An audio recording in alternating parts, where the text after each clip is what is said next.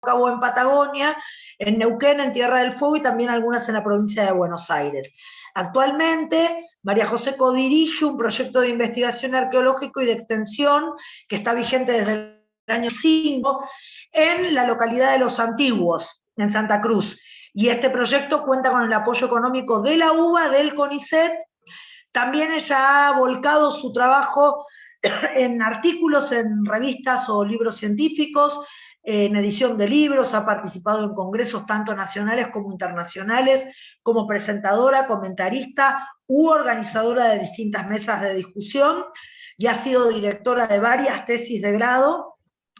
Dentro de sus publicaciones también se incluye material para la interpretación de la arqueología para un público más amplio, cuyo fin es difundir el conocimiento generado por las investigaciones arqueológicas. Esto lo ha hecho María José a través de libros y artículos en revistas.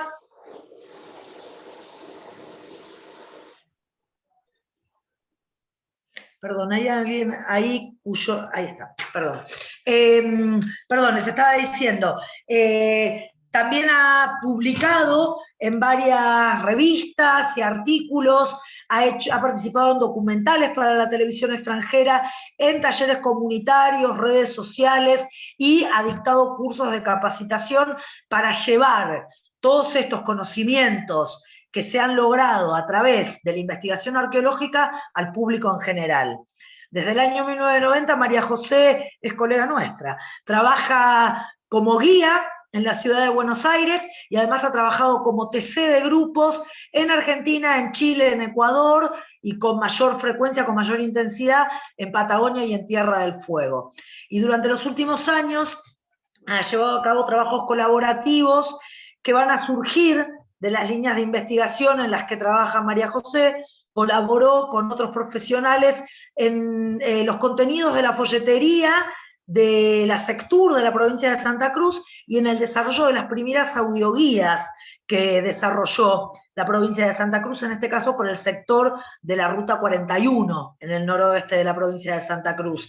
Y también con la Sectur y la Municipalidad de Los Antiguos actuó como facilitadora para llevar a cabo una consulta a las comunidades indígenas con respecto a la construcción de un centro de interpretación en Los Antiguos. María José es coautora del guión museológico para este centro, que fue elaborado a partir de materiales e ideas que fueron directamente aportados por las comunidades indígenas. Y desde el año 2018 es asesora de estas comunidades indígenas en el proceso de consulta y participación sobre el proyecto denominado Aprovechamiento Hidroeléctrico sobre el río Santa Cruz. Así que, bueno, después de presentarla formalmente, queremos agradecerle a Mary Jo que hoy en día nos esté dando un rato de su tiempo y sus enormes conocimientos con respecto a esta zona que no es tan lejana, pero que no está tan cerca nuestro tampoco, no es nuestro ámbito más cercano. Nosotros somos casi todos, muchos son de otras partes de la provincia, pero la mayoría de nosotros somos guías de la zona de Parque Nacional Los Glaciares. Hay algunos colegas que son del norte de Santa Cruz hoy en esta charla, pero la mayoría somos del sur. Así que vamos a aprovechar esta charla de Mary Jo lo mejor y lo más profundamente que podamos. Muchísimas gracias, Mary Jo, nuevamente por tu participación, y te cedo directamente la palabra. Bueno, Vanessa, muchas gracias por esa presentación. Me hiciste trabajar tratando de recordar todas las cosas que uno había hecho. Es muy difícil de tratar de presentarse. También Anaí Palone por haber iniciado este ciclo, haberme consultado e incorporado al ciclo de charlas para este tema, que supongo que es novedoso porque que yo sepa no había sido incorporado de manera formal en forma de capacitaciones. Así que estoy muy contenta de poder colaborar con AGUISAC por un lado y también con la Sectur en el otro, en tratar de llegar a más gente de la provincia. Y como decís vos, acá estoy con dos sombreros. Tengo mi sombrero de arqueóloga, pero muchísimo tiempo llevo también el sombrero de guía, o sea que soy parte de ustedes. Me puedo imaginar acá ahora en las pasarelas charlando mientras uno espera el grupo que vuelva al bus. Pero vi que dijeron mucho de Calafate, pero vi de Deseado, no sé qué otras zonas, si están de los antiguos, Perito, algo así, pongan un mensajecito si pueden, así siento que estoy cerca de la gente amiga de la zona del Lago Buenos Aires y Paso Roballos. Em, en realidad fue un reto pensar en cómo plantear esto de la charla, justamente por tener estos dos sombreros, porque por un lado tengo la experiencia obviamente de muchos años de trabajo en la profesión y en la zona, pero también tengo toda esa experiencia de guía y obviamente de docencia, pero la de guía en el cual uno sabe los retos que hay para interpretar una historia que por ahí es desconocida o no hay muchos materiales o recursos, y por el otro lado implica interpretar sobre un paisaje que obviamente para los que residen ahí es muy familiar, pero para los visitantes que llegan es todo tan inesperado, tan vasto, tan largo, los caminos son tan largos en muchos casos, obviamente el asfalto acortó mucho las distancias, pero uno se encuentra con necesidad de poder interpretar y brindar a la persona ahí algo de la inmensidad de todo lo que está apreciando a través de esa ventana o sintiendo en la piel directamente cuando se baja del bus y le golpea todo el viento y le vuela el sombrero. Así que traté en lo posible de contar, obviamente, el trabajo que hacemos, pero también tratar de reconstruir o revivir ese pasado, la historia de los pueblos originarios que estudio, y brindarles también herramientas para poder hacer más llevaderos estos largos recorridos. Así que básicamente hay como tres partes en esta charla. La primera es em, ubicarnos en el paisaje, y esto sirve no solo para entender qué es lo que estamos viendo, sino también a nosotros, científicamente nos sirvió para poder interpretar cosas. Después está la segunda parte, que es el trabajo arqueológico que hicimos a lo largo de estos 15 años, por lo menos en esta etapa del proyecto. Ya venimos trabajando en el noroeste de Santa Cruz de hace mucho más tiempo que eso, pero por lo menos de este proyecto, de parte no solo mía, sino del equipo que pertenezco, que digamos, hay otros, muchos arqueólogos y también antropólogos trabajando. Y la última parte es el trabajo colaborativo, y eso implica también, como dijo, adelantó Vanessa, el trabajo que hemos iniciado con las comunidades de pueblos originarios de la provincia. Entonces son estas tres partes que son las que se dividen la charla. Ahora, obviamente preparé algo más visual que ustedes mirarme hablando, así que tengo una presentación acá para compartir que debe estar apareciendo. Tarda siempre un ratito, ¿no?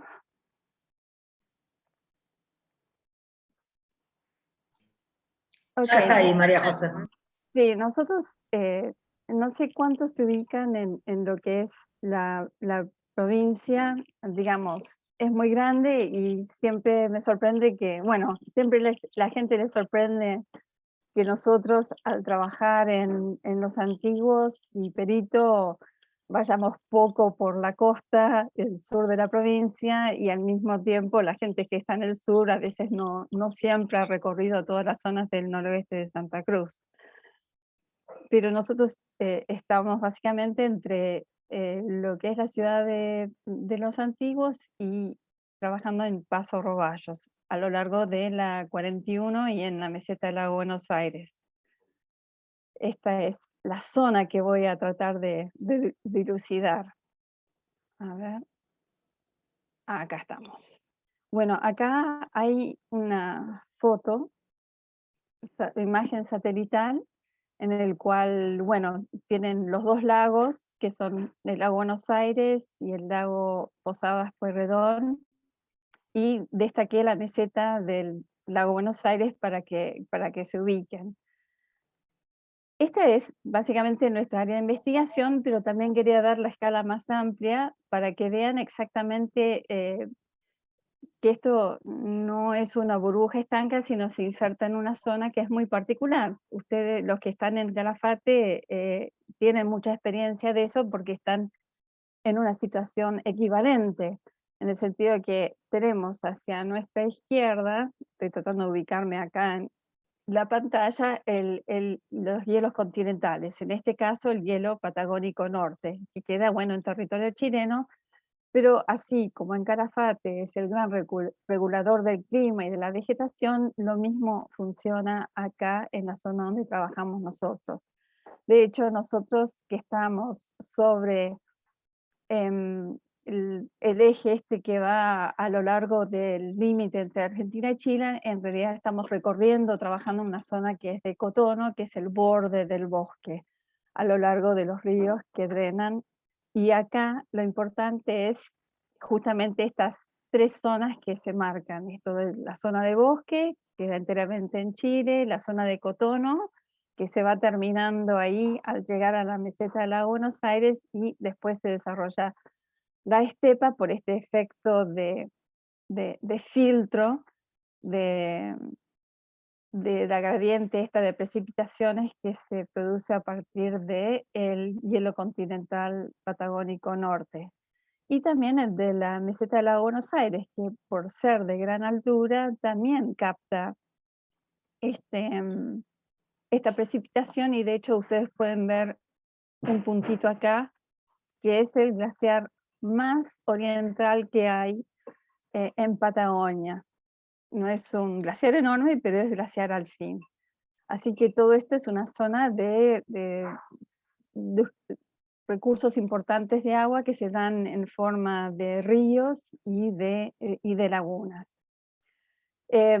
Todas estas zonas, tanto la cordillera como la meseta, la de Buenos Aires, y más al sur las mesetas del Águila, del Pampa y demás, marcan zonas bajas que nosotros proponemos que son vías de circulación de tránsito más fácil que el de hacer cruzando por encima de las montañas, lo cual es obviamente es más bien de sentido común. Algunos siguen cursos de agua, como los que yo marqué ahí, los que drenan en el lago Buenos Aires, que son los ríos Heinemeni y Ceballos y los antiguos, y en la zona sur de nuestra área de investigación, el lago Guío, que termina en el lago Guío y en una parte forma parte del límite con Chile. Así que esto es entonces para ubicarlos entonces en lo que es el área de investigación. Hacia más a la derecha, ven acá marcado, ahí a ver si puedo acá. Yo no sé si se ve mi cursor, eso es lo que no sé. El río Pinturas hacia la Perdón, derecha. sí se ve, Mary Jo, se ve Ok, bien, lo que mostrás. perfecto. Se ve, está marcado el río Pinturas, sobre el cual, bueno, seguramente les habló muy extendidamente Carlos Achero el otro día. Y que ahí entonces estamos ubicados en los puntos más sobresalientes de toda esta zona. Bueno, ¿qué hacemos nosotros como arqueólogos? En realidad nuestra meta para este proyecto fue ver la historia de la ocupación. Y lo que nos interesaba justamente era ver esa continuidad en la ocupación de los pueblos originarios. Generalmente se tiende a separar pasado y presente, llega hasta acá y después empieza lo que es teóricamente la historia, y la historia es siempre de los blancos o de los colonos. Y nosotros, al contrario, quisimos tratar de enfatizar, ver esta continuidad en la ocupación desde el inicio que podíamos descubrir. Y lo atacamos por tres vías distintas. Uno es la materia, lo que nosotros los arqueólogos llamamos la materialidad, que son los artefactos, los huesos, las pinturas, las mismas cuevas, todas esas cosas que se pueden tocar y ver, los sedimentos. Y para abarcar esa parte que escapaba un poco a lo que es una excavación y prospección arqueológica tradicionales, lo hacíamos nos propusimos hacerlo a través de otra materialidad, la materialidad de los archivos, los documentos. Y esto es porque muchas veces la historia oficial se remite a algo selectivo de lo que es el poblamiento y la ocupación del territorio, y muchas veces en distintos tipos de archivos puede haber información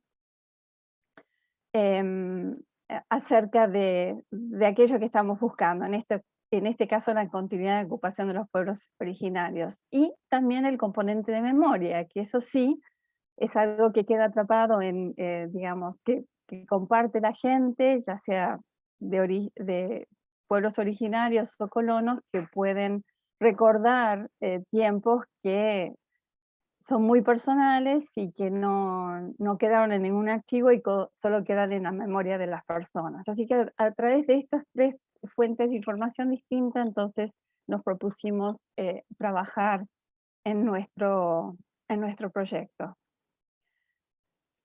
Y ahora voy entonces a esta primera parte que yo les hablé, que es hablar acerca del paisaje. ¿Qué procesos sucedieron en este paisaje que influyen y nos dejan entender qué es lo que vemos, pero a su vez también son información que estamos usando en nuestro proyecto de investigación para interpretar lo que encontramos? Y para esto me voy a la misma zona que vimos antes, pero esto está sacado de un trabajo que estudió las glaciaciones, al igual que en los otros lagos que bajan de los hielos continentales. Acá se formaron dos grandes cuencas, la que actualmente ocupa el lago Buenos Aires y la otra que ocupa los lagos Cochrane, Posadas y Pueyrredón. Y en ambos casos en toda esta zona hay una excelente conservación y se pueden rastrear las 4 glaciaciones principales que ocurrieron en el último millón de años. La más externa, que es la Telken, que es en amarillo, después Deseado, Moreno y Fénix, sería la última antes de que empezaran a retirarse finalmente los hielos, y esto es más o menos a partir de los 25.000 años atrás. Y lo que estos trabajos no son realizados por nosotros, estos son realizados por geomorfólogos, geólogos y geógrafos, nos permiten entonces ver que las grandes formas que vemos que recorren los caminos en realidad están recorriendo las formas que han dejado antiguos glaciares. Ahora, esta foto les mostró los 4 glaciaciones principales y los lagos tal como están hoy en día, pero claramente estas líneas lo que marcan son límites de hielo, y lo que ahora voy a mostrar es una secuencia de una reconstrucción reciente de cómo se fueron formando estas dos cuencas, que ahora tienen una pendiente que drena hacia el Pacífico. Entonces, van a encontrar en esta figura, quiero que se concentren en estos cuerpos de agua que se van formando. Yo no les prestaría atención a los nombres, porque son los nombres que le han puesto estos investigadores que son extranjeros y pueden confundir porque no coinciden enteramente con lo que está en los mapas y uno está familiarizado. Entonces, lo que quiero que noten es las puntas de agua que se forman ante el frente glaciar.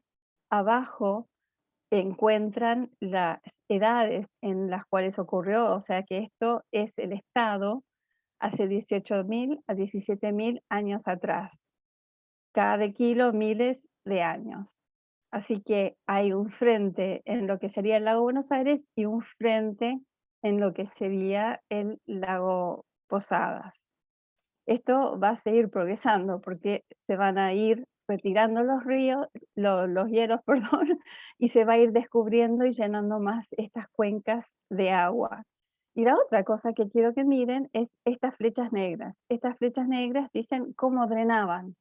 Así como el río Santa Cruz es el único que drena ahora hacia el Atlántico, acá antes estos lagos drenaban también al Atlántico a través de la cuenca, que es ahora el Deseado, y acá en lo que sería el Posadas Pueyrredón, a través acá sigue el río Pinturas y después el Deseado hacia el mar. Entonces, a medida que vemos progresando, vemos que estas flechas se van cambiando de lugar.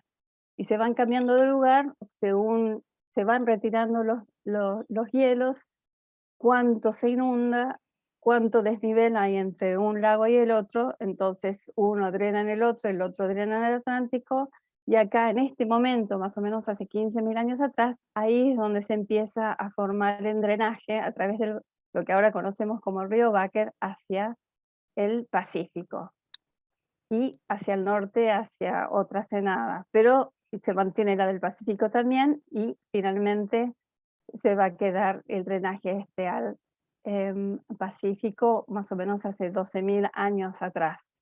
Y los lagos que conocemos ya están casi formados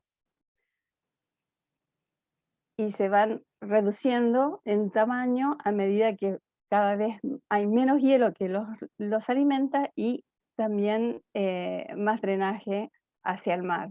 Y la última parte que han podido reconstruir es el tamaño que tendría lo que sería el lago Posadas Pueyrredón hacia los casi 6.000 años atrás. Es la parte eh, verde clarita y que ocupa zonas que ahora no tienen agua y sería lo que quedaría de la zona del lago Salitroso. Pero hace 6.000 años era todavía parte del gran lago que es ahora el lago Posadas Pueyrredón. Así que eso entonces sería el panorama que tenemos del fenómeno de las glaciaciones en el área. El otro gran fenómeno que ha sucedido en esta zona es justamente la erupción del volcán Hudson. Si ustedes ven hacia la derecha, van a ver que el volcán Hudson está al final de una larga zona volcánica, cerca de un punto triple, lo cual lo pone en una posición geológicamente muy especial.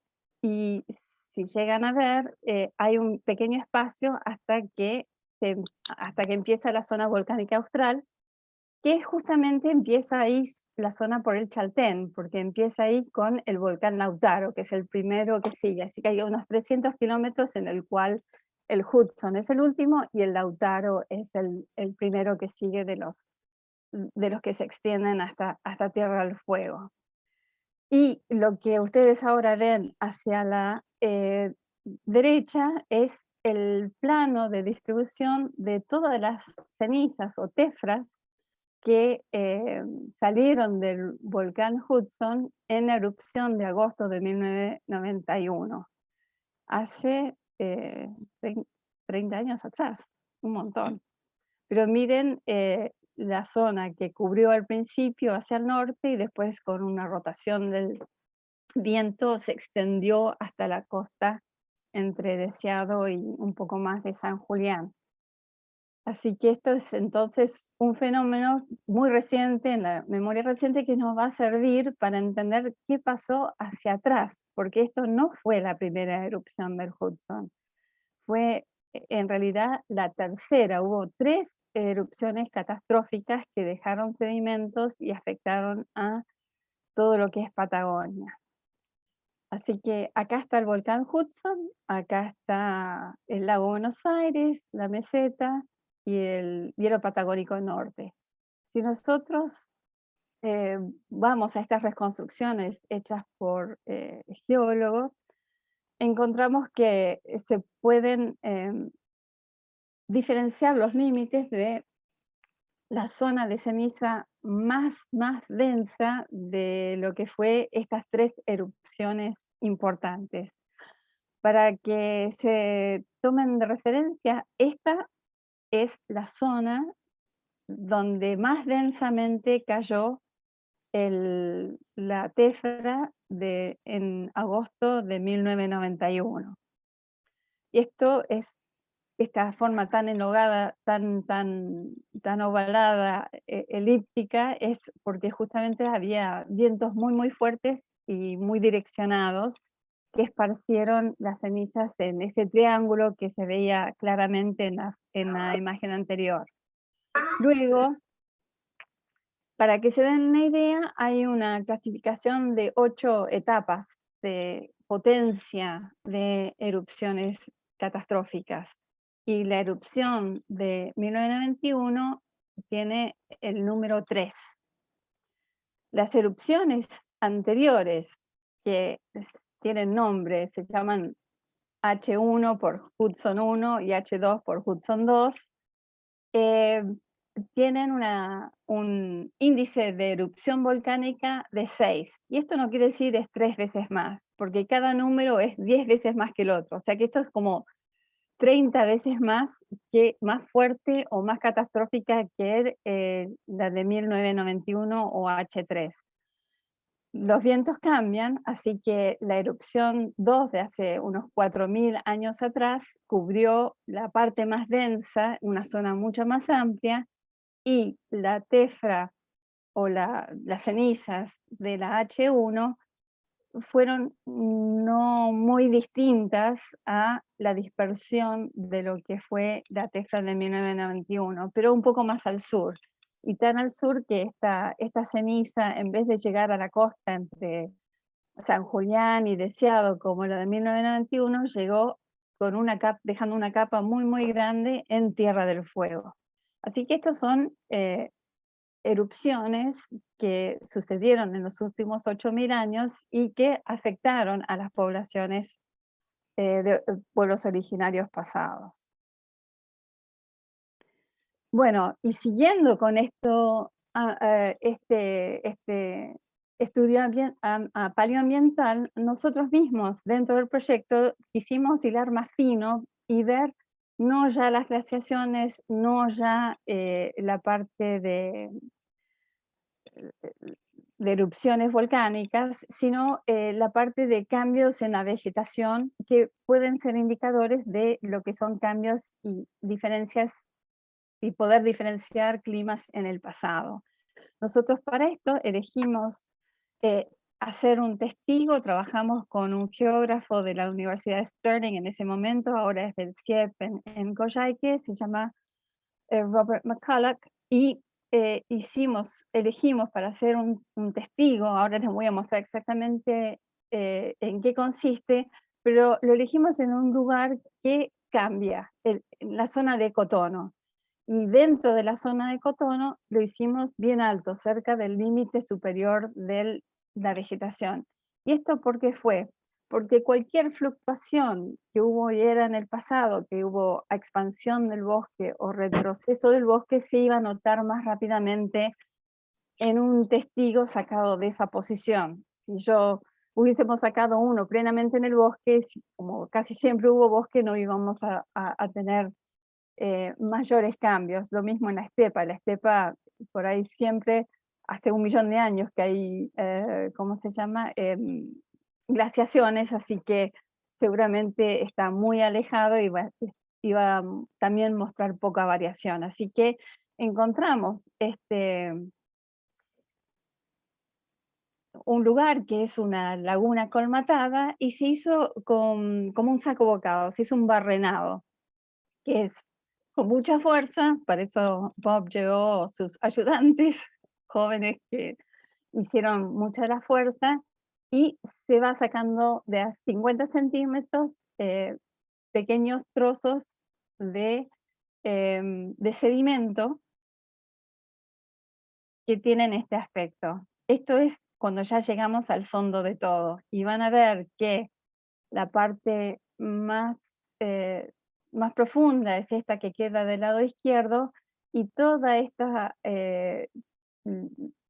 lo que está comprendido dentro de lo que son los corchetes blancos, son sedimentos así medios azulados o blancuzcos, acá y acá, y esto es porque son de arcillas con casi nada de contenido orgánico y que corresponden a momentos de frío y seguramente de proximidad de hielo, de montaña, de donde fue sacado este testigo. En cambio, cuando hay aporte orgánico, el color cambia notoriamente, mucho más marroncito, incluso con bandas que son de carbones y, como vamos a ver, también de ceniza volcánica. Así que armando una secuencia, lo que llaman una columna, se puede interpretar qué representa eso en cambios de vegetación y el clima que pudo haber cambiado a lo largo del tiempo. Y acá esto es lo que se armó, ¿verdad? No se asusten. Vamos ahora entonces a decodificar qué es, porque esto también nos sirve a nosotros para interpretar algunas cosas más adelante. La primera columna de acá pone los años en miles de años de atrás, desde 500 arriba hasta 8500 abajo. Esto marca centímetros, es el largo de la total de la columna que se sacó. Es casi de 3 metros. Y los datos que se sacaron y son los que se interpretan están en esta columna, básicamente, que son, es el polen de la vegetación que se midió y se agrupó en dos grandes grupos, las leñosas, que son árboles y arbustos, y los que son más tipo pastizales o arbustos bajos. Entonces, lo que muestra esta columna es si es más negra, hay más bosque y leñosas, y si es más gris, hay más arbustos y hierbas. Obviamente los árboles y arbustos necesitan más precipitación para crecer, así que son momentos de clima más templado y húmedo que cuando hay el gris clarito. Y hay zonas donde no hay nada, y esto está interpretado, esta ausencia de vegetación, en esas líneas de arcilla que les mostré, que son zonas, momentos en el cual hay muy poca vegetación, porque esto está cercano o al lado de un glaciar. El otro dato que sacamos es esto: si hay carbones, esas líneas negras que se veían en el... Y esto se debe a incendios, y estos incendios pueden ser naturales, pero fíjense que hacia el fin, más hacia arriba, estos incendios se suceden con más frecuencia. Así que queda la posibilidad de si estos incendios también están provocados por las personas que vivían en ese momento en su lugar. Y el tercer dato que tenemos es las líneas horizontales amarillas, que son restos de cenizas y tefras pasadas. Y acá, cada tefra, cada erupción volcánica, tiene una composición química única, que es como un DNI, una firma, y se puede analizar geoquímicamente o a través de los cristales y poder identificar cuál es. Así que tenemos nuestro amigo H1 de hace unos más de 7.800 años atrás, una erupción cuya ceniza cayó acá, que es de un volcán Mentolat, que está un poquitito más al norte. Nuevamente, alrededor de los 4.000 años, tenemos el H2 y una tefra que no se pudo identificar de qué volcán es. Y esto no quiere decir que son todas erupciones catastróficas, solo podemos ver que cayeron acá y qué edad posible podían tener, la edad mínima o máxima. No podemos decir cuán fuertes o explosivas son, porque las tefras son livianas, quedan flotando al aire y en el aire se van posando, y justamente se posaron y quedaron atrapadas en el fondo de este laguito. Y esto entonces son los grandes, digamos, franjas de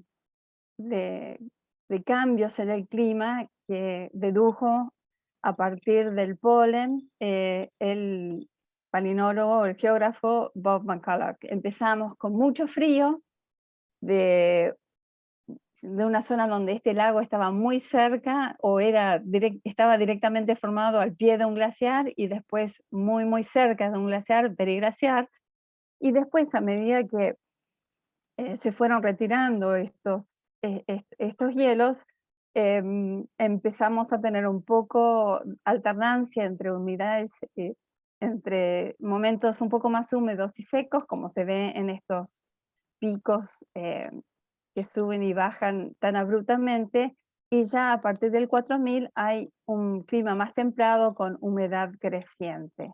Así que este es el marco para entender qué es lo que estaba pasando en la zona esta de Cotono, y podemos por ahí entender mejor si había vegetación que sostuviera a la fauna, que a su vez comían los originarios, o también si hubiera leña y demás para que, como combustible o para hacer artefactos. Así que esto es un marco que también nos permite interpretar el por qué sí o por qué no la gente estaba acá o allá.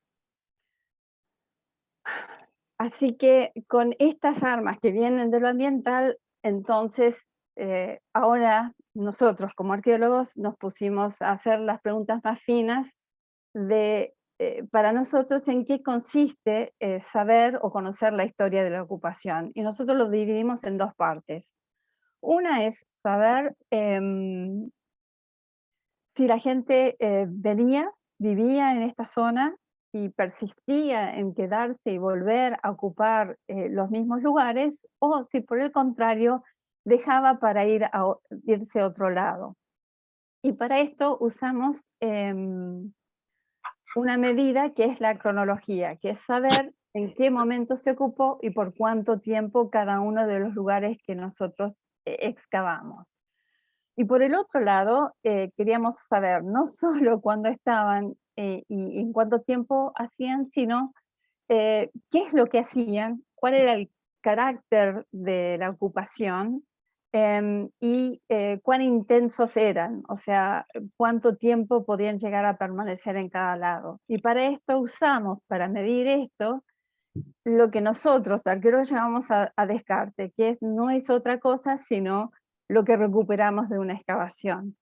Y nos concentramos en dos tipos de descarte, que es lo que voy a presentar ahora. Una es los artefactos líticos, y otros son los restos faunísticos. Así que esto es lo que voy a explicar en esta segunda parte. ¿Vamos bien? ¿Tienen alguna pregunta? Está el chat. Yo no miré el chat, pero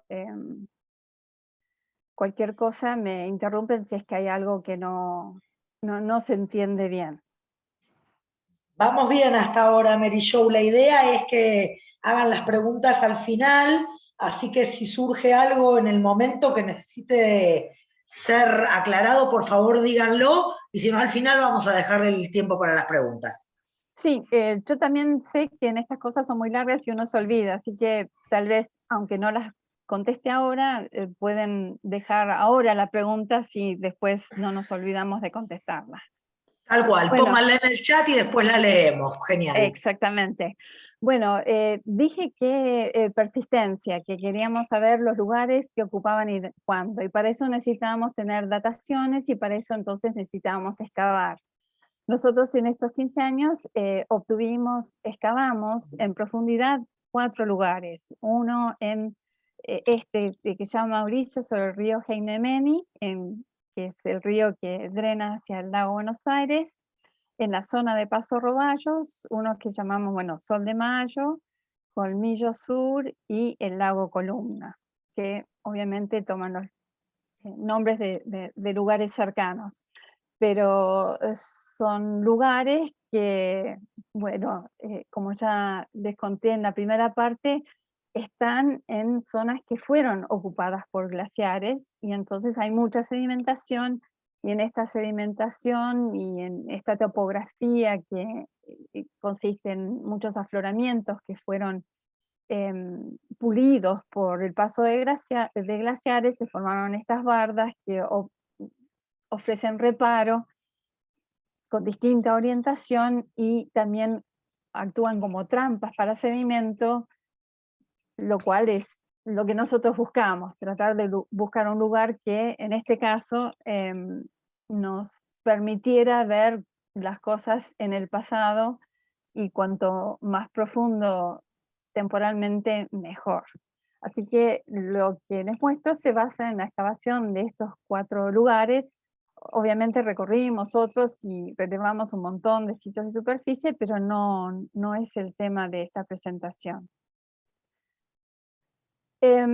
Para el tema de persistencia, acá estas columnas son cantidad de lugares con ocupaciones que tienen un fechado radiocarbónico. Fechado radiocarbónico nos permite medir la edad en que se quemó esa madera, que generalmente sale de un fogón de una ocupación humana, y así sabemos que estamos datando la presencia humana en tal o cual lugar. Esto no son 186, actualmente hay más, pero este cuadro es de hace un tiempo atrás, pero en realidad lo que quiero mostrarles con esto es que hay menos frecuencia o cantidad de ocupaciones que datan, que hacia la derecha es lo más antiguo, de 8.000 a 7.000 años, y hay muchos más desde los 1000 hasta casi el presente. Y esto es intrigante. Esto quiere decir que había poca gente antes y había más gente después, pero también somos conscientes de que no hay muchos lugares con cuevas, esos lugares que son con reparo, que son trampas, y no todos los lugares tal vez hayan sido ocupados. Así que con saber esta frecuencia que salen de fechados, que salen de nuestros sitios y también de sitios de colegas, no podemos explicar mucho acerca de lo que es la persistencia y continuidad de las personas en el área. Así que por eso, entonces uno también tiene que plantearse qué otras formas hay de ver y interpretar esta cantidad de fechas de las ocupaciones que existieron. Este cuadro, no se asusten, también los voy a explicar porque es una forma de interpretar o ver los fechados que ahora sí son solo de nuestro proyecto de investigación. De vuelta tenemos esta columna que muestra los años desde el presente hasta 8.000 años atrás. Esto de arriba es nada más que las siglas del laboratorio de donde mandamos nosotros a fechar, y lo que es interesante son estos cuadraditos que se van regulando, que son justamente las edades de los fechados. Los fechados son construcciones estadísticas, entonces no es algo puntual, sino que es un rango de tiempo, y por eso, según la calidad de la muestra, cada uno se extiende por más o menos tiempo, pero lo interesante de verlo así desplegado, todos los sitios juntos, vemos que en esta primera parte parece que es casi todo el continuo, o sea, casi desde el presente ahora hasta casi 4.000 años atrás. Si ustedes miran horizontalmente, siempre había alguien en algún lado, pero eso no es lo mismo en este espacio de acá. Este espacio de acá queda vacío, y recién encontramos de vuelta fechas que muestran ocupaciones de los 4 sitios que vimos, cuando vamos a cosas más antiguas de 6.000 años atrás, entre 6.000 y casi 7.500 años atrás. El otro dato que hay acá son las tefras, estas tefras de las explosiones, erupciones volcánicas de hace 7.000, casi 8.000 años atrás, en el caso de la H1, de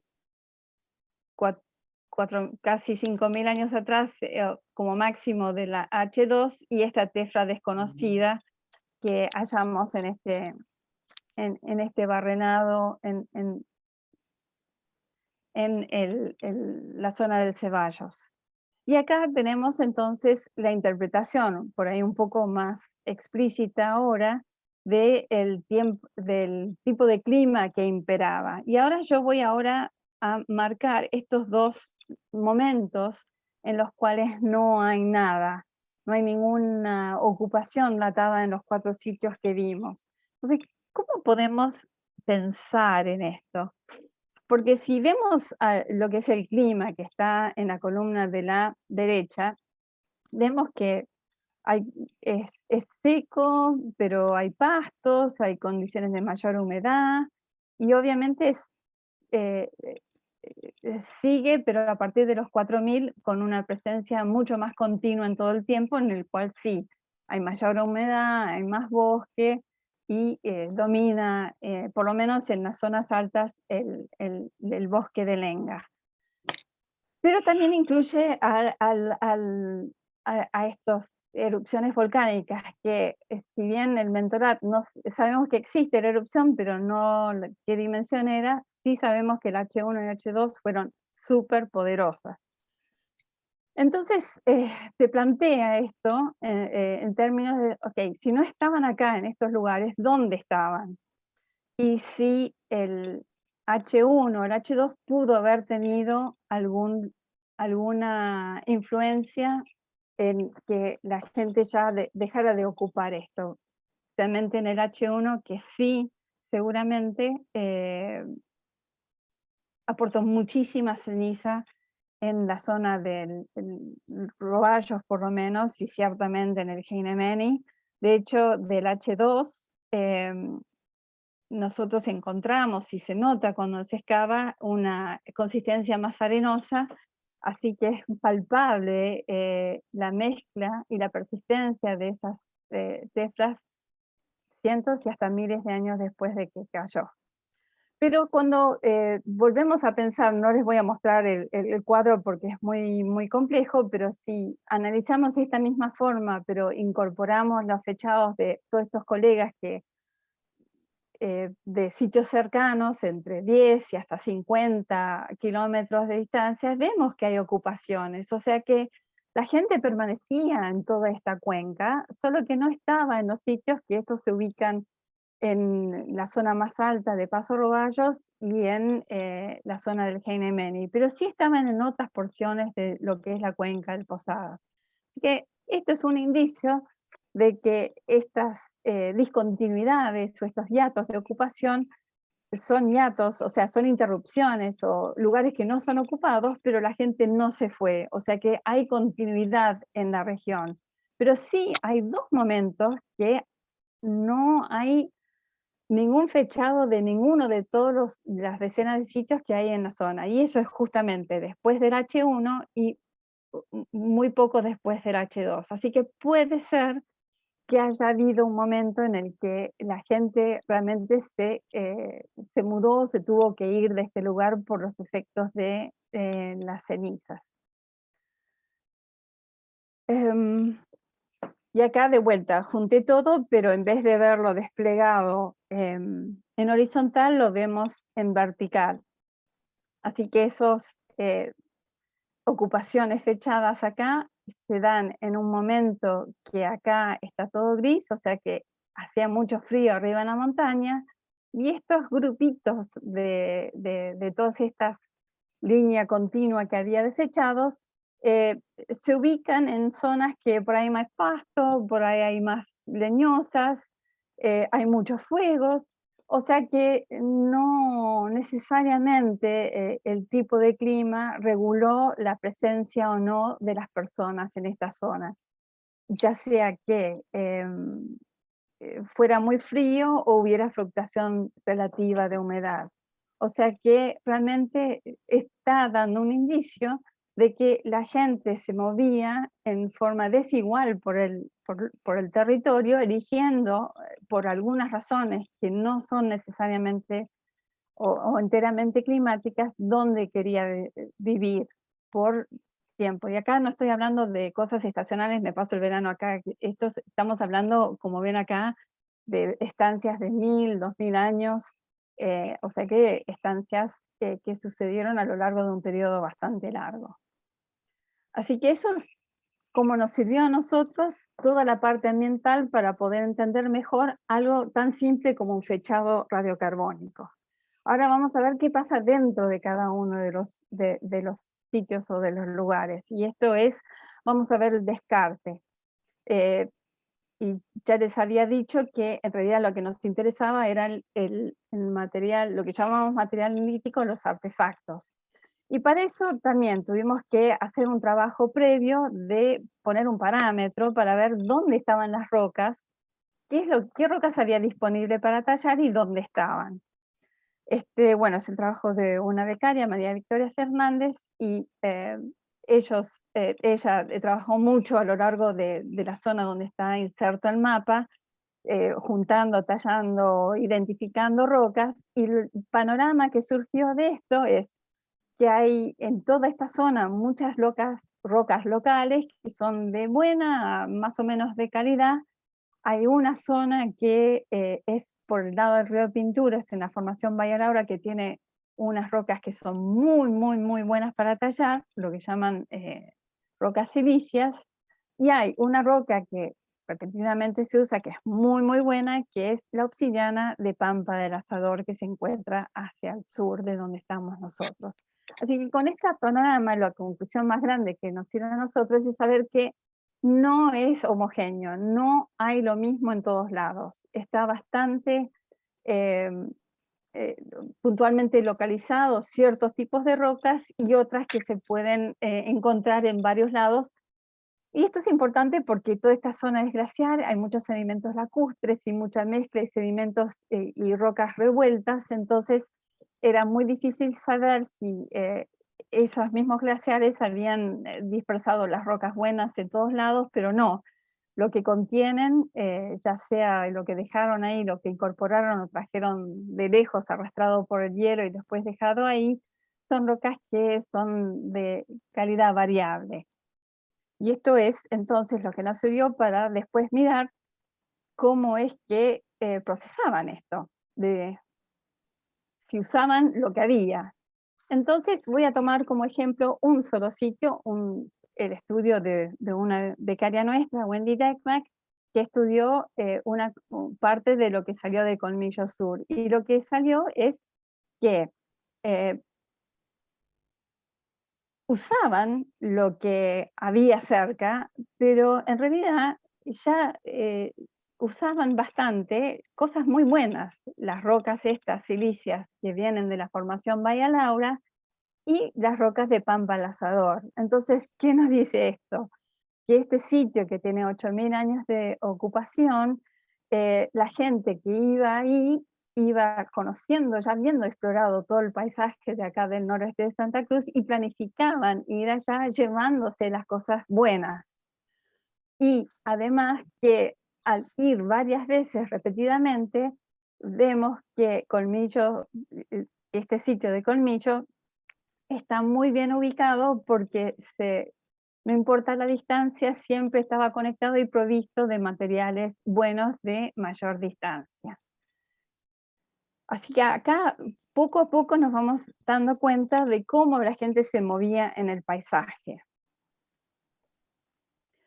Y esto, el ejemplo que yo les di es de un solo sitio, pero ahora les voy a resumir qué es lo que pasó del análisis de todos los sitios eh, en- y qué es lo que nosotros vamos aprendiendo de todo esto. En el norte, en la zona del río Heinemeni, en el sur, en esto de Paso Roballos, lo que más se usaba era justamente estas rocas buenas de muy lejos. Y las usaban hasta el mango, o sea que planificaban, llevaban un montón y la usaban hasta más no dar porque sabían que no tenían que volver a buscarlas. O sea que eso también te da idea de que si bien podían acceder fácilmente, no es que iban y venían, ay, me olvidé la leche, me corro hasta el súper a buscarlo. No, esto implicaba planificación y un uso intenso hasta que no quedaba nada para confeccionar artefactos. Y tanto en el norte y en el sur, las rocas que eran de otra calidad y que eran disponibles localmente, las usaban, pero en mucho menos proporción. Entre las dos cosas elegían las de mejor calidad. Así que esto es el aprendizaje que tenemos y lo que sucedió en tanto el norte y el sur de nuestra área de investigación. Y esto es en espacial, ahora vemos en el tiempo. Ustedes vieron por las fechas que nosotros tenemos, si sumamos todas las fechas de todos los sitios excavados, tenemos 8.000 años de ocupación. Al principio y al final, o sea, más o menos a los 8.000 y en los últimos 500 años, que es lo que ponemos al principio, vemos que la gente pareciera hacer menos cosas o trabajar menos intensamente los artefactos, o sea que estaban menos tiempo en el lugar y por ahí eran más móviles, se iban moviendo más a menudo. En la parte de los bloques intermedios, entre 2000, 3000, 4000 años atrás, eh, pareciera ser que eran menos móviles porque hacían más actividades en cada lugar y da indicio de que eran estadías más prolongadas. Y en lo más reciente, o sea, el final de la secuencia, vemos que eh, tienden a usar más la obsidiana, que a pesar de estar lejos, la usaban mucho más. Entonces vos te pones a pensar, ok, siempre estuvo ahí la obsidiana, siempre la fueron a buscar, ¿por qué más ahora? Y esto, el ahora estamos hablando de 500, 300 años atrás, estos son años calendáricos, o sea que son años verdaderos, y uno ya está llegando al momento en que eh, ya está próximo a la incorporación del caballo y que seguramente tal vez haya un cambio en los patrones de asentamiento por la incorporación del caballo y la movida de rutas de tránsito que acompañen la caballada y no tanto como hacían antes. Así que esto podría ser un indicio de cambio por el efecto del contacto y la incorporación de materiales o tecnología nueva, en este caso el caballo. La parte de fauna no está tan avanzada como la parte de recursos líticos, pero sí también podemos pensar en que los animales se tienen que cazar, se tienen que trozar, procesar y llevar para comer y para distribuir. Entonces, si pensamos en el esqueleto como un mapa y vamos marcando qué huesos aparecen, cuántas partes aparecen y si hay marcas, todo esto nos va a también dar el mismo tipo de información que obtenemos de la parte del material lítico. Así que es disponibles y cómo lo procesaban. Y esto también te da movilidad, tal vez no tan precisión, porque guanacos hay por todos lados, en este caso el guanaco, pero sí, sí se tenían que alejar mucho de la cueva o no, porque cuánto transportaban a la cueva o no. En alero, que es lo que estamos excavando y de dónde es el tipo de material. Así que esos entonces serían las dos formas que tenemos nosotros para darnos una idea del movimiento y la presencia y la continuidad de la presencia en lo que son estos territorios indígenas del pasado. Y otro tipo de material que quiero presentarles ahora es el arte rupestre. El arte rupestre es, bueno, obviamente es algo muy especial. No sé cuántos de ustedes han tenido ocasión de visitar Cueva Las Manos, por lo menos, que es el sitio que está más preparado para recibir visitantes o han guiado ahí. Y obviamente tuvieron una excelente introducción el otro día con la charla de Carlos Sachero. Lo que yo les puedo decir es que, bueno, vieron por el mapa que la Cueva de las Manos está, digamos, hacia el este del territorio, un poco alejado de nuestra área de investigación. Dentro de nuestra área de investigación hacia el sur hay otro sitio importante que se llama Cerro Los Indios, que también concentra mucha arte rupestre, y en el resto de la zona también hay, pero nunca en tanta concentración, pero hay. Entonces es interesante ver no solo qué es lo que aparece, pero sino los lugares en donde se ubican. Así que estos lugares importa también qué visibilidad hay de lugares donde hay arte rupestre, cuánto se ve, cuánto se aprecia, cuánto se domina, y también quién puede ver o cómo se aprecia el arte una vez que uno se acerca. Y vemos que hay como dos patrones, por más que básicamente tenemos paneles que por ahí están ubicados en lugares de promontorios que dominan el paisaje y que están muy visibles, y cuando uno los acerca también están fácilmente visibles. Como les dije, no hay una abundancia o densidad de arte como hay en Cueva de las Manos, y estos son de los sitios, por lo menos del lado argentino, de la zona, que en la zona del Geinemeni, que más escenas representa. Y acá les voy a marcar estas dos en un poco más detalle para que ustedes puedan apreciar.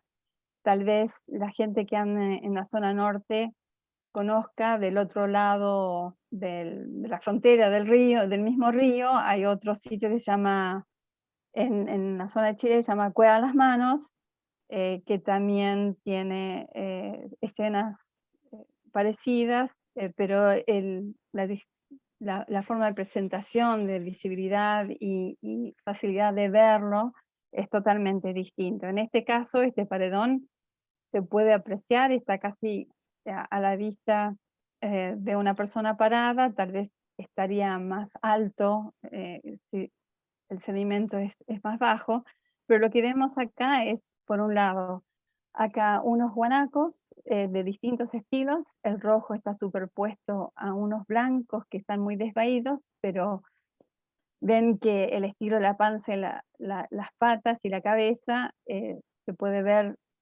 que difieren del rojo a los blancos que tienen dos patitas separadas y un cuerpo no tan curvilíneo como el rojo. Y el otro motivo que estaba a la derecha es este, en el cual hay como un piche paradito y un guanaco blanco del mismo estilo parecido a los más desvaídos que están cercanos, pero también tapado por la pintura roja. Así que estos son una de las formas de arte visible que hay en la zona. Y hay otro tipo de arte que está más escondido, que no es fácilmente visible a simple vista y tampoco es visible al acercarse.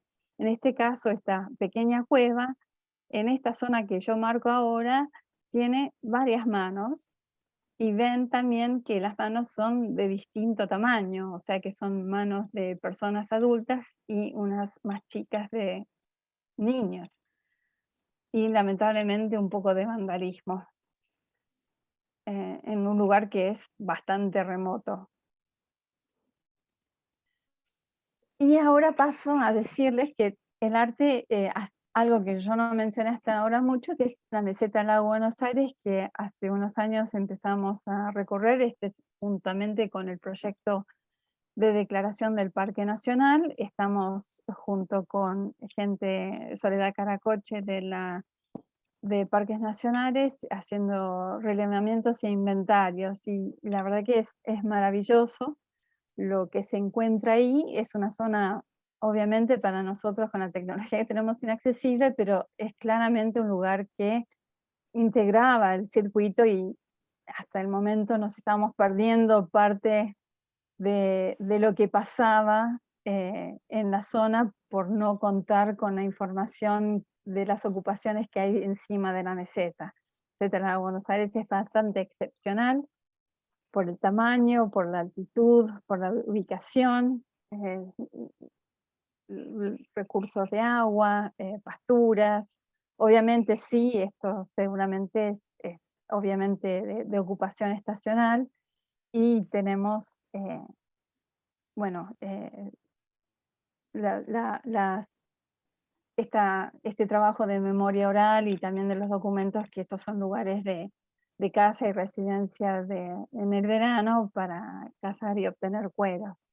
La meseta lo que hay es no solo este tipo de arte grabado, que se suele encontrar muy poco en las zonas bajas de los valles que yo estuve mostrando recién, tiene mayormente grabado, y es algo que por la diversidad de lugares que hay, por la diversidad de motivos, por la complejidad de los motivos, la superposición, por la reiteración en el uso de ciertos paneles, da la impresión de que esto es una zona que fue habitada de hace mucho tiempo y por mucha gente. Y esa es la guía más grande que tenemos nosotros ahora para darnos una idea de cuál es la naturaleza de la ocupación acá. Hay lo que llaman parapetos, que son lugares se interpretaban como lugares de caza, pero la diversidad de concentración de lugares y de agrupaciones, da la impresión de que son lugares de vivienda con reparo, y esto también por la cantidad de artefactos que se encuentran en superficie, que son lugares de concentración de personas. El mismo arte, como ven abajo, hay patitas de gente, humanos adultos y de niñas acá. Así que entre pajaritos, laberintos, acá estos choiques, acá, bueno, el guanaco, distintas técnicas, raspado, inciso, picoteado, distintas edades relativas por la superposición o por ya el crecimiento de líquenes sobre las ranuras. Hacia el final, obviamente, se agregan los grafitis o grabados o señas de los colonos que aprendieron a subir y y vivir en la meseta gracias por lo que hemos nosotros recogido de memoria oral de la mano de la gente indígena que estaba al momento de llegar los primeros colonos. Todo esto nos habla de una enorme riqueza y larga ocupación de la meseta. Pero bueno, por difícil acceso no hay muchos datos no hay datos de excavación, por lo menos de la meseta del lago Buenos Aires. Y esta es la interpretación nuestra, la de los arqueólogos. Pero acá estamos hablando de lugares que fueron usados hasta hace muy poco en forma regular, y ese uso no era solo por colonos blancos, sino por gente indígena también. Gente indígena que pasó, por así decirlo, bajo el radar, pero yo lo que les acabo de contar ahora es la interpretación de una académica, de una científica, de que trata de buscar algún patrón que tenga algún sentido en todo esto que yo les estoy mostrando. Pero la gente, los pueblos originarios, conocían, tenían memoria de todos estos lugares y el uso de estos lugares, y el uso que continuaba al momento en el siglo XX, en época de mi madre, en época de yo ser chica. Entonces tenemos acá una frase recogida hace escasamente 50 años atrás, en el cual los mismos originarios ofrecen su explicación de lo que estamos nosotros viendo en este arte que hay en los reparos y en los parapetos de la meseta. Acá dice, está allá el toldo de ellos, el sol y la luna, hecho piedra. Dicen que se ven los dedos, todo marcado está, donde se afirmaron para volar el sol y la luna por orden de Elal, arriba del toldo. Está todo hecho piedra allá en La Vega. Ahí se amontonan los paisanos para mirar. Así que yo les puedo ofrecer y puedo hacer un análisis minucioso de la superposición, los tipos de los motivos y demás, pero acá hay una memoria viva que nos está diciendo cuál es el significado real, que es en el fondo lo que estamos buscando, y ese significado tenía vigencia a 50 años atrás. Así que esto es un poco la puerta de entrada de la última parte de esta charla que tengo para ustedes, que es esto, es explorar esto de la continuidad. Nosotros teníamos cierta materialidad a través de la excavación que llegó hasta hace 300 años atrás. Y tenemos otra realidad que es la presencia actual de los pueblos originarios. Yo puedo hablar de ellos en pasado nada más, puedo decir, bueno, hasta acá llego, que eran cazadores recolectores, y no conectarlos con las comunidades que viven y se identifican ahora. Estas se están dando a conocer a través de los derechos que han adquirido con la legislación y la última constitución, que reconoce por sobre todo su preexistencia.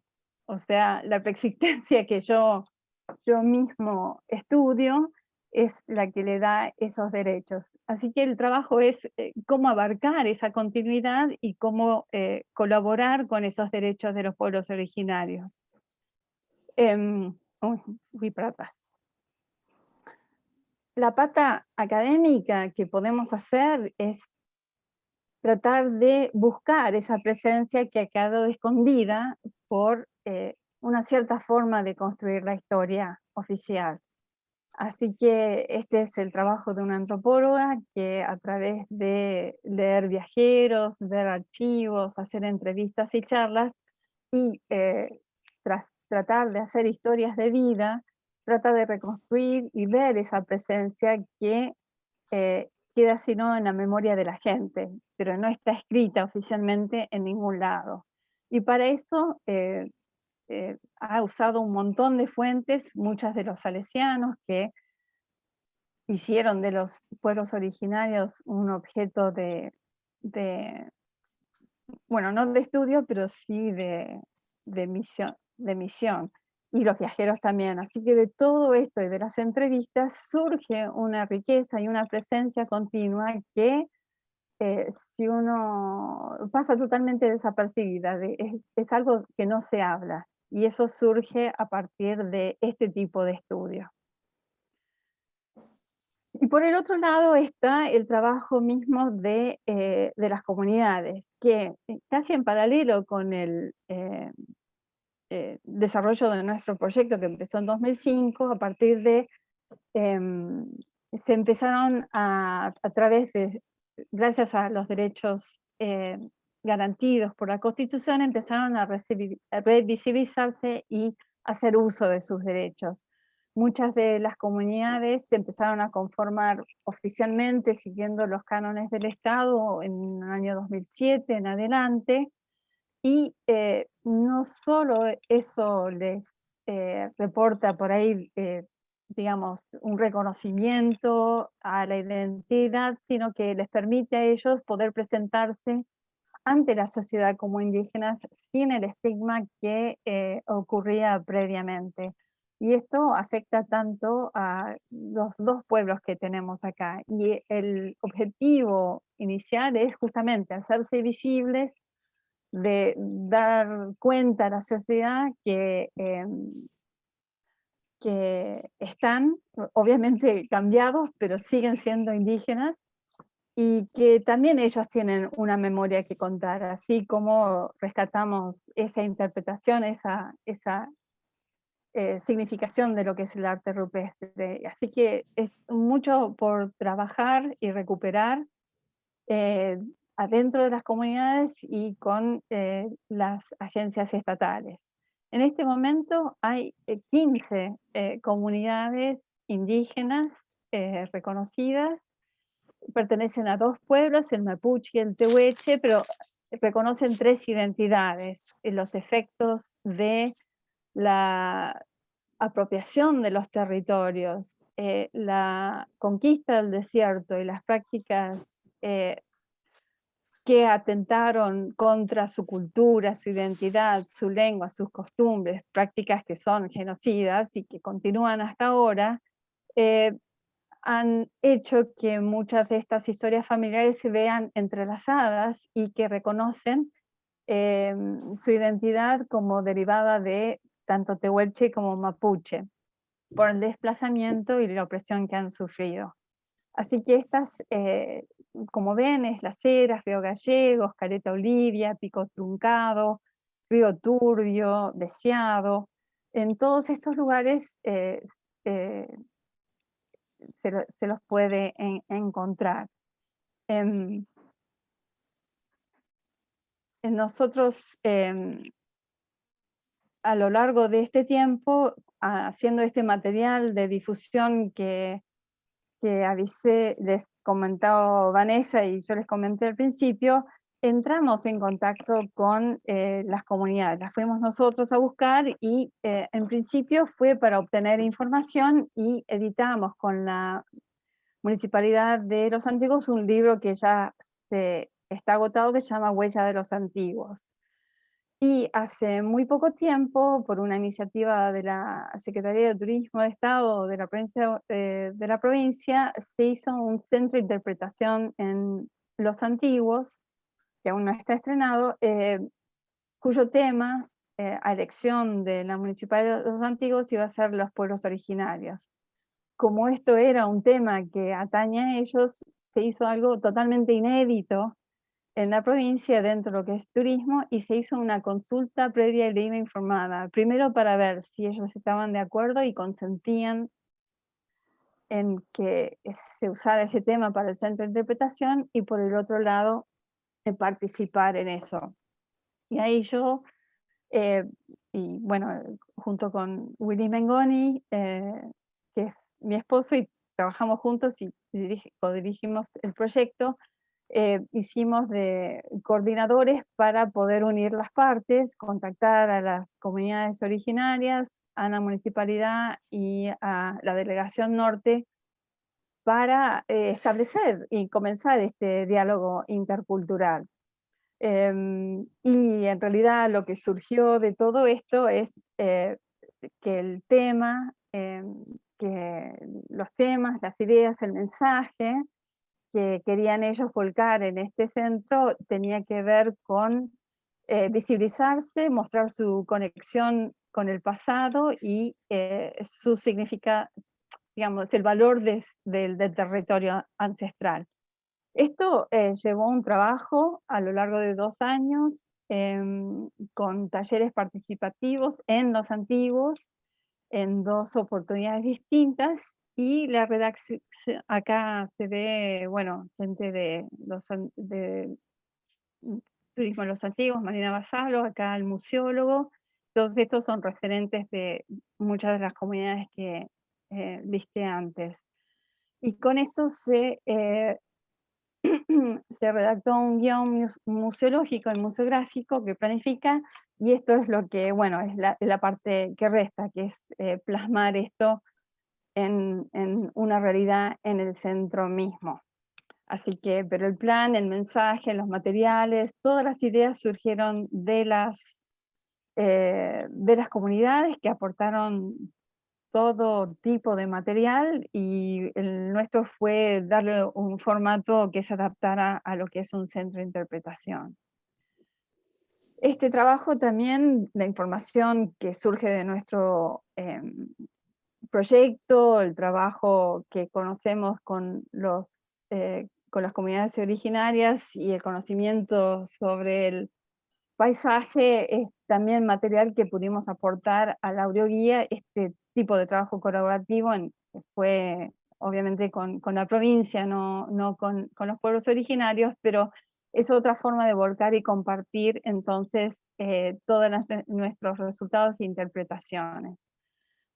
Entonces, si volvemos entonces a las preguntas iniciales que teníamos nosotros, que es la historia de la ocupación y la continuidad de los pueblos originarios, y el tipo de evidencia que nosotros analizamos, nos encontramos que la investigación académica nuestra no podía seguir desarrollándose en un vacío, sino que tenía que incorporar esta área de la presencia actual de las comunidades en cuanto a su preexistencia, los procesos que han sufrido hasta el momento y los derechos que los atañen.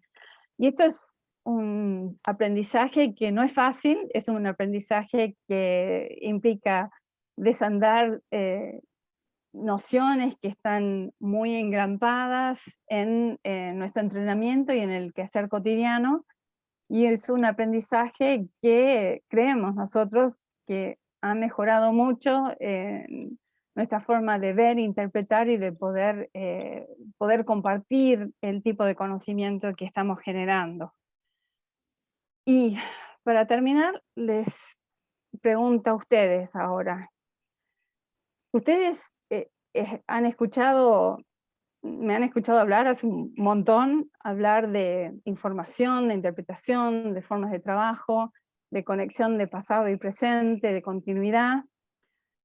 también formas de hablar que por ahí no sé si esperaban o no de un arqueólogo, pero son cosas que hemos aprendido, porque estamos enfrentados con todo este fenómeno de estar manipulando, estudiando algo que no es nuestro, que es de otras personas, y esas personas son preexistentes al Estado-Nación, tienen derechos y tienen memoria, y es el trabajo de conexión con eso que queremos lograr.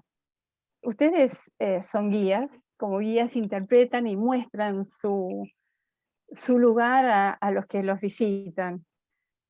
Y yo me planteo ahora con ustedes, con esta información que le han dado a lo largo de estos 3 días y la información que he dado hoy, ¿qué saben ustedes sobre todo esto y sobre las comunidades y su pasado? ¿De dónde pueden sacar más información o cómo pueden aprender? ¿Qué de todo eso están en condiciones de contar y contar de forma que respete esa existencia y esos derechos? ¿Y cómo es que lo van a contar? Así que les dejo esto planteado porque no es fácil.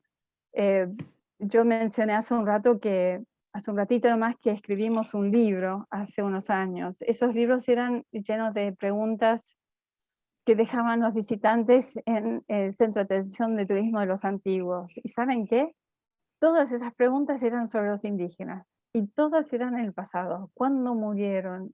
¿Cuándo se murió el último indio? ¿Qué comían? ¿Dónde vivían? ¿Qué hacían? Ninguno hablaba de dónde están los indígenas ahora. Eran todos pasados como si ya no existieran. Así que bueno, les dejo estas inquietudes mías y muchas gracias por aguantar, escucharme y quedo atenta a sus preguntas. Bueno, muchísimas gracias María José por tu tiempo y por esta charla tan interesante. Bueno, estamos abiertos a las preguntas. Si alguien tiene preguntas, las leemos por el chat y las leemos en voz alta. Así que las preguntas pueden ser a partir de ahora. A ver qué preguntamos. Dice, de la diapositiva 25, ¿eran todas de Santa Cruz? No tengo presente.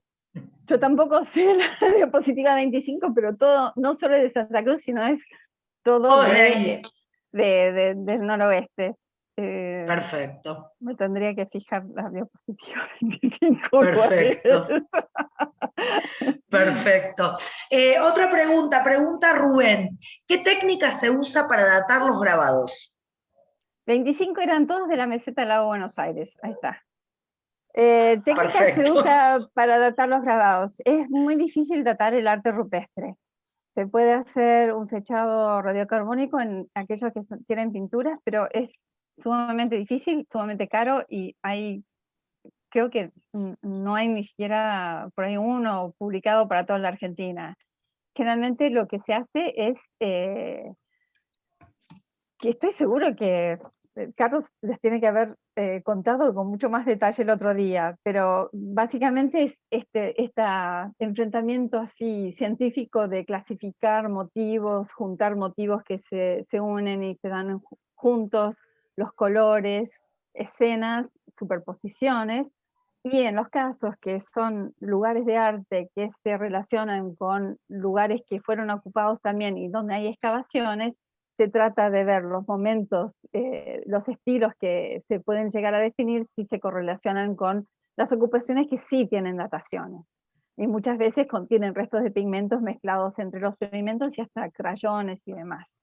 Y después está la datación relativa, que es, bueno, este está siempre encima del otro, entonces obviamente es posterior. Y como yo mencioné recién y mostré en una de las fotos, están el tema de si crecen líquenes encima de otros, entonces es relativo, ¿no? Obviamente algo con líquenes es más joven, es más viejo que algo sin líquenes en la misma roca, pero eso también depende de la exposición. Y después en algunos lados hay, eso sí no mostré, están los grafitis de los colonos que ponen hasta los años 1943 o lo que sea. Sí. Perfecto. Tenemos otra pregunta. Pregunta Florencia Vina si hubo algún hallazgo de algún caitehuelche, de alguna quillanguería. Quillanguería. A ver, ¿cómo es eso? En realidad, ¿te referís a algún tipo de reparo o algo así? En realidad, tehuelche es muy difícil de usar para atrás, porque tehuelche es la denominación actual de las comunidades que forman ese pueblo. El nombre para atrás lo desconocemos, pero digamos que los pueblos originarios de esta zona. En general, nosotros estamos excavando en cuevas. La cueva en sí, o mejor dicho, aleros, de por sí ya brindan mucho reparo, y por ahí no hay la necesidad de hacer una construcción. O sí hemos encontrado huellas de poste, no en los lugares que excavamos ahora, pero en otros predios. Entonces, obviamente, cosas que se clamaban y que por ahí podían ser reparos o más chicos, de zonas de dormir o no. Y también está lo que yo mencioné para la meseta del lago de Buenos Aires, que están estos parapetos o círculos que tal vez tenían montado otros tipos de reparos encima. Pero hay que pensar que esto, lo que llaman caitehuelche, está muy guiado por la época en que los tehuelches tenían los caballos para trasladar y moverse, lo cual da otra capacidad de carga para cargar los palos y demás para las tolderías, y otro tipo de transporte a distancia a recorrer. Perdón, acá Florencia me aclara, yo esto lo desconocía, que se encontró un resto de un quillango y se presentó solicitarlo declaratoria como patrimonio nacional. Pregunta si se encontró ahí. Yo desconozco este tema, no sabía que habían encontrado un resto de un CAI. Perdón, Vane, no es que se encontró. El caitehuelche, la capa, Sí. se promocionó. Yo lo que voy a decir, en algún momento se hizo un hallazgo de restos en alguna de las cuevas que han estado excavando ellos y demás. Restos de cueros, cuero con pelo, cuero por ahí incluso cocidos, hay, pero nada que sea una vestimenta entera. Se han encontrado incluso, digamos, concentraciones de, ¿cómo se llama?, de pastos que podrían ser rellenos de tamangos, de unos zapatos, pero en realidad vestimenta entera, como para decir, bueno, tengo un quillango, no hay de eso. Esos mayormente están en colecciones. Otra pregunta tenemos, pregunta Silvia Contreras. Bueno, que ustedes están trabajando con las comunidades desde el 2018 y ustedes siguen y continúan trabajando. Ella quiere saber si las comunidades también están incorporadas a los trabajos de campo y si ustedes también planean incorporarlo a proyectos como el museo en sí. Más allá de lo que han hecho hasta ahora, si el trabajo se planea seguir llevándolo a cabo. Sí, nosotros, bueno, empezamos a entrar en contacto con las comunidades bastante más atrás, por ahí por el 2006, 2007. Y bueno, la relación ha crecido desde entonces. Eso no quiere decir que ellos se tienen que hacer arqueólogos y nosotros nos tenemos que hacer indígenas. O sea que es justamente ese trabajo de encontrar y de no querer imponer nuestro tipo de conocimiento sobre ellos, y también atender qué es lo que necesitan. En este caso del centro de interpretación, era la posibilidad de ser, por lo menos de nuestra parte, de brindar una ayuda al Estado, que sí estaba tomando esta decisión inédita de hacer una consulta previa para que tuviera un éxito grande, usando todo nuestro conocimiento y relación previa con las comunidades. Y por el otro lado, no imponer nuestras ideas y nuestro conocimiento de nuestro proyecto en el contenido de ese centro de interpretación. No va a ser un museo. Y ayudar a expresar todas las ideas y material que ellos habían puesto. Entonces, el tipo de trabajo colaborativo no es hacer arqueología juntos, Entonces, surge de necesidades y muchas veces son necesidades de las mismas comunidades, o pueden ser iniciativas nuestras, pero es algo que es muy difícil poner un objetivo y planear algo muy concreto. Esto fue una oportunidad y se pudo llevar a cabo, entonces la idea es obviamente seguir trabajando en conjunto con ellos. Y las idas al campo para hacer la parte de arqueología científica siempre fue mi aspiración de poder ir al campo con miembros de la comunidad para mostrar qué es lo que hicimos, pero bueno, ya ustedes saben lo difícil que es trasladarse y la gente está dispersa por todos lados, así que esto hasta ahora no se dio. Perfecto. Pregunta Viviana Fernández, ¿cuántas personas viven actualmente en Camusuaique? Si es que lo sabes. No, exactamente en Camusuaique, en vivienda permanente, no sé, hay mucha gente viviendo, hay mucha gente haciéndose su casa, pero por la proximidad alternan entre gallegos y Camusu, pero son, no sé, en la comunidad, entre toda familia, todos, son como 500 personas, lo que comentaron últimamente, así que es mucha gente y bueno, eh, es una gran comunidad, una de las más viejas de la provincia, reconocida como tal, ¿no? Porque esto es como un arrinconamiento que hicieron los estancieros que fueron apropiando para meterlos en este lugar que llamaron reserva. Ahora se llama comunidad porque, bueno, tiene una identidad de pueblo originario con todos los derechos que le pertenecen. Otra pregunta Soledad Tevez. ¿Qué comunidades autóctonas formaron parte del proyecto del Centro de los Antiguos, del Centro de Interpretación de los Antiguos? Unas cuantas, tendré que fijarme exactamente, creo que casi todas, hay una o dos nomás que no decidieron no participar, pero ponerle 10 comunidades digamos, que proveyeron y contribuyeron directamente al proyecto. Fantástico. Luis Rotella pregunta, ¿qué técnicas se usaban para los petroglifos? Bueno, por ahí no es, esto es sobre la base de lo que vimos nosotros. Había obviamente el picado, había también incisiones, pero hay muchas veces para delimitar qué es lo que iban a picar, y adentro también raspado. Entonces por eso muchas de las fotos que yo mostré tienen distinta apariencia, porque es por la combinación de técnicas que han usado para exponer la figura o motivo que querían dibujar. Perfecto. Pregunta Carolina Roptar, ¿qué opinión te merece el manejo de los sitios arqueológicos en las márgenes del río Santa Cruz a raíz de la construcción de las represas? A ver cómo contesto eso. Yo estoy en contra de que se hagan las represas, eso es por un lado. Está la parte del salvataje, que es algo que se está haciendo ya desde 2015, y digamos, ustedes, no sé si la misma pregunta le hicieron a Nora Franco, que está a cargo del equipo, digamos, es impecable el trabajo. El asunto, bueno, es los reclamos de las comunidades, que no tienen por qué ser los reclamos de un arqueólogo. Entonces, si es que tuviéramos que reclamar. Entonces, eso, no sé si contesta tu pregunta. Caro, ¿contesta tu pregunta? No responde, Caro. Bueno, creo que sí.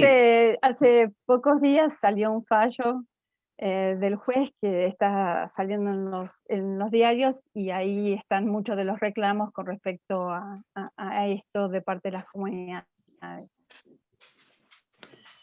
Hay una pregunta de Guadalupe Castaño. Dice que las pinturas de la meseta las ve bastante diferentes a las de Cueva de las Manos. Por ejemplo, las pinturas de los pies, que en Cueva de las Manos no se veían. Pregunta, ¿a qué se debe? ¿De qué año datan aproximadamente? Y si pueden haber pertenecido a un grupo diferente o haber recibido la influencia de otra comunidad diferente. Bueno, esa es... primero, que lo que hay en las mesetas son grabados, no son pinturas. generalmente uno encuentra pinturas abajo, por así decirlo, y grabados arriba. Pero hay grabados abajo, hay 2 o 3 grabados en Cueva de las Manos, y en otros sitios de la zona de Lago Posadas hay muchos más grabados. Y muchas veces está pintado abajo lo que está grabado arriba. Entonces, como dije, no es un solo estilo, aunque se suele decir que hay lo de los grabados corresponde a lo que es el estilo de Pisadas y se lo data en los últimos 3000 años. La complejidad, lo que estamos viendo, muestra, y la superposición, la concentración, muestra que hay variedad y habría que trabajar eso más, seguramente. Y es muy difícil pensar que la meseta, solo porque para nosotros sea inaccesible, sea un lugar que se maneja independientemente de todo lo que hay alrededor. Primero porque los mismos motivos que hay arriba hay abajo, y después los mismos materiales están arriba y abajo, y es hasta recientemente uno sabe que la gente sube y baja en la veranada como bajan ahora los estancieros sus ovejas. Así que está totalmente integrada las mesetas a lo que sucede en el resto de las zonas bajas. Entonces no pensaría en otro grupo o otra comunidad, sino que son distintos estilos, y porque seguramente hacían cosas distintas ahí arriba también. El hecho de estar en el verano y tener que cazar y demás, por ahí eso mismo hace que sea distinto con respecto a lo de abajo. Pregunta también Guadalupe, ¿cuándo va a inaugurar el centro interpretativo? Eso no depende de mí, es del sector. Nosotros llegamos hasta a eso, sé que se pidió financiación y se siguió, pero no sé cómo se va a seguir ni nuestra participación en lo que sigue. Perfecto. Una pregunta de Gabriela Bianchi. Dice, quizá la inquietud que dejaban los turistas en los antiguos se relaciona con el nombre de la localidad. ¿Se corrobora que era el lugar a donde iban los ancianos en sus días finales?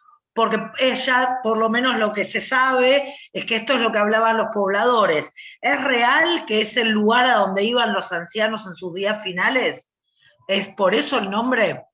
Ikelkeng es una expresión de la lengua Aonikoayan, que se refiere a los abuelos, a la tierra de los ancestros, y no se refiere a un lugar en particular.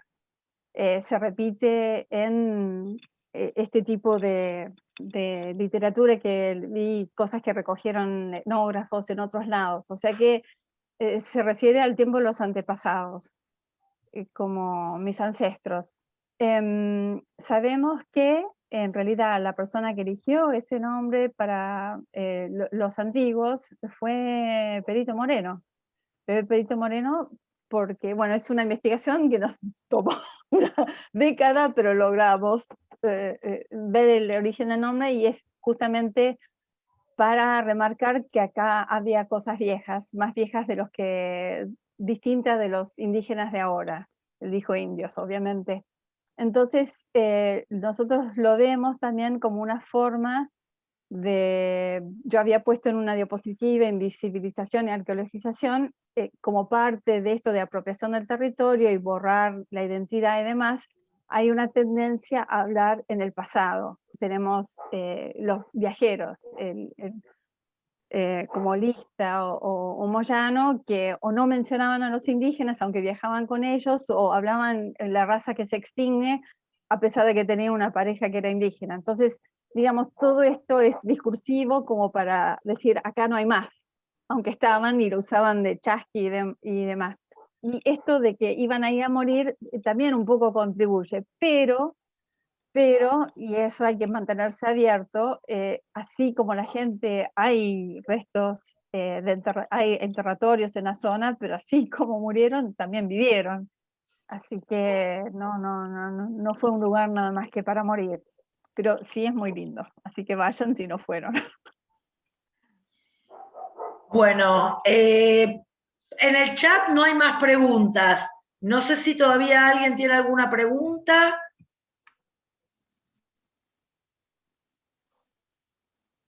Bueno, aparentemente no hay más preguntas. Bueno, yo quería agradecerle en nombre de Isaac y de todos los guías de la provincia de Santa Cruz, a María José la posibilidad de tener acceso hoy a esta información, que para muchos de nosotros, para mí particularmente, es nueva. Y me pareció una charla muy, muy interesante, así que te agradecemos realmente de todo corazón, María José. Muchísimas gracias por brindarnos tu tiempo y tu conocimiento. Muchísimas gracias también a todos por haber participado, y si queda alguna pregunta en algún momento, bueno, me la pueden hacer llegar para que yo se la pase a María José, o pasarles el email si vos no tenés inconveniente, para que te puedan hacer alguna consulta. Por mi parte, muchísimas gracias. Bueno, muchísimas gracias a ustedes. Yo había dejado una serie de enlaces Sí. a los sitios nuestros con las publicaciones y también de material de difusión. También recomendaría, bueno, si nos pueden seguir en Instagram, que tenemos una cuenta del proyecto. Y también ya sé que Aguisac ha hecho muchas charlas y también se ha contactado con algunas de las comunidades y el programa de lengua, de recuperación de lengua, pero también los incentivo que también exploren para estas preguntas que les dejé como reto, a la modalidad de educación intercultural bilingüe, que tiene mucha experiencia en trabajo colaborativo, hace entrenamientos, mucha gente de las comunidades trabaja mismo en la modalidad de EIB, y están siempre deseosos de compartir información, y los pueden seguir en Facebook. Bueno, Mary Jo, muchísimas gracias. Nos están preguntando acá cuál es la cuenta de Instagram para poder seguirte. Ahí justo pegaron todo. Ahí lo acabo de pegar. El primero es nuestro Ahí está. Instagram. Así que hace un tiempo que no, ya hay unas cosas posteadas, pero ahora bueno. De todas maneras, les bueno. cuento que después se los mandamos por mail esta información, porque a veces en el chat se pierde, pero ya lo tenemos por mail, así que a todos los que estuvieron participando hoy, se lo vamos a mandar. Adjuntamos la información. Muchísimas gracias por la iniciativa, muchas gracias por haberme incluido, muchas gracias por aguantar y escucharme hablar. Yo dije, ¿cómo voy a hablar tanto? Y se me pasó volando el tiempo. ¿Viste? ¿Cómo se puede hablar? Bueno, Mary Jo, muchísimas gracias por mi parte. Me despido también de todos ustedes y nos vemos mañana. Ok. Chao. Bueno, muchísimas gracias. La verdad que sí, fue un lujo impresionante haberte tenido.